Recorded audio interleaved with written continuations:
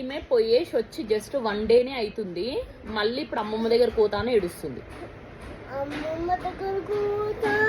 ఎందుకు నా దగ్గర ఉండబుద్ధి అవుతలేదా? మమ్మీ వద్దా నీకు? మమ్మీ కావాలా వద్దా నీకు?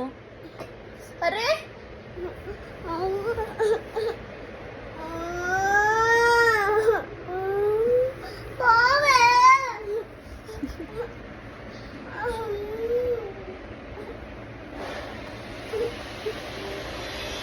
ఏ ఖుషి పైకి లేవు.